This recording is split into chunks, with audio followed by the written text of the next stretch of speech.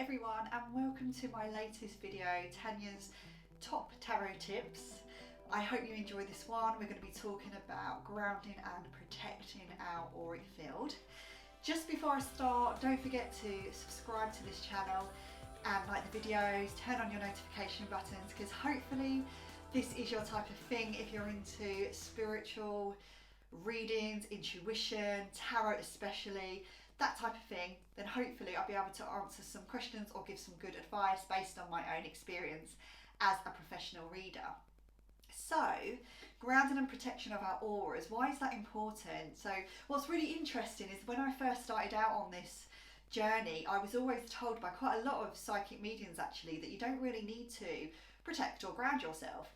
Well, obviously that kind of worked for them, but for me personally, I do find that it helps me, and I've had experience of not properly grounding myself. You know, I've had back-to-back readings at events and I've always been unwell after. There's always a pattern there, and because I'm a natural empath intuitive reader, I do feel very deeply when I connect with my client. So for me, protection is important, grounding is important. Otherwise I'm dizzy, I'm all over the place, spaced out, you know, it's not good.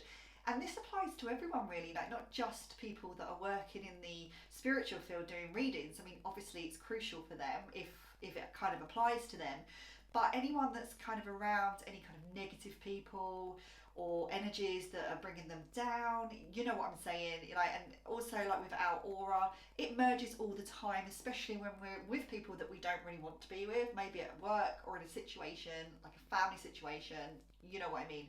You just come away feeling completely harassed. So maybe these tips will help you in terms of protecting yourself before and grounding yourself after. So what do I do exactly? Well, I kind of look at the four elements, so earth, air, water and fire, to kind of help me with my little rituals and my practices in terms of getting myself ready for a reading. Now, sometimes the day can be really busy, and if you are a professional reader, you will find that you may have back-to-back readings, so you don't really get a chance to tune in with yourself before every client, and that's fine. So if you can do something in the morning to kind of set yourself your intention, I always think that's a good thing. So if we're looking at the water element, maybe a bath in the morning, a salt bath with some coconut oil or essential oils, just to kind of protect yourself. And as you're kind of cleansing yourself, you are cleansing your aura. You need to do that with your imagination. You can't see your aura, but it's certainly there. So just imagine that with every kind of drop of water, you are cleansing yourself. I do that every day without fail. And after a reading, I always wash my hands. That's really important because you are cutting the connection, especially if you're doing healing work. I can't stress how important it is to cut the connection there. Also, if we're looking at cutting connections, air would fall into the category of, you know, using smoke to help to kind of cleanse. Using sage is good. I always sage my reading room at the end of the week. Regardless if anyone's been in here or not, I still do it. I give it a good clean, I hoover, I dust, I clean the counters, then I use the sage to make sure it's all feeling cleansed and ready for the next week ahead.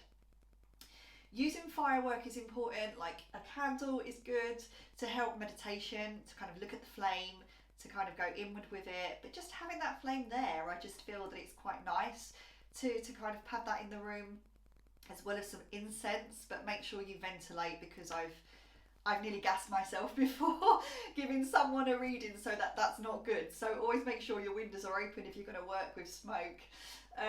What else do I do beforehand? I would say the biggest element for me is probably air. It's the breath work, it's meditation, it's taking 5 minutes before I connect with my client to breathe, center, get myself into a state where I am feeling so calm that it's almost like the alpha state. So that's the level of consciousness that is really good for intuitive readings, clairvoyance, clairaudience. It's that state where we're daydreaming, where creativity can come in. We're using the other side of the brain, so we're using the right side of the brain that's going to allow all of those important intuitive messages to come through us and go direct to our client. So that's really important. Use that time, even if it's 2 minutes, to talk to your guide, ask for some intentions, always take your time and breathe and be in that nice, safe, calm space. So that is a great way to protect.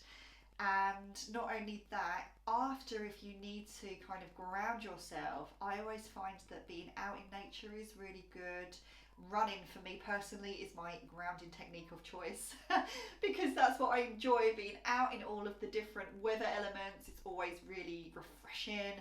I can kind of get back into my material kind of human physical self, so I'm not walking around dizzy all the time. But use whatever you need.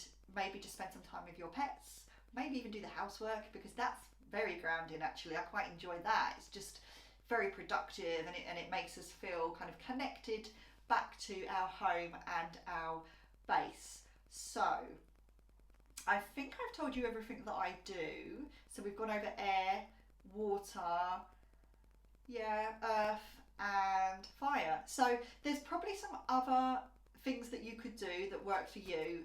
I kind of work with this, it works really well. What I will say is, what really helps with your channels and keeping your aura clean, refreshed, ready to receive intuitive messages is actually to just look after yourself. Keep your channels clear. So, don't go crazy when it comes to alcohol or smoking or drugs or bad food, anything that's really going to make you feel like you're not firing from all cylinders. If you look after yourself physically, it kind of is a circle with your spiritual and emotional well-being. They're all linked. So I personally find that by keeping myself in top shape actually helps me with my readings. I've noticed this year, because we had lockdown, I spent a lot of time indoors, but then going out and running, and I really dedicated myself to good food and to exercise. My readings have just gone from there to there in terms of what I can receive from spirit. So there's definitely something in it. I hope this has helped you in general or with your readings and you're enjoying my little videos. I intend to do more. If you would like to book a personal one-to-one with me, my website is www.tanyashawenergyreader.com. I'll pop it at the end of the video as well so you can see it. But do leave me a comment, and thank you so much for connecting with me. I always appreciate it. Take care.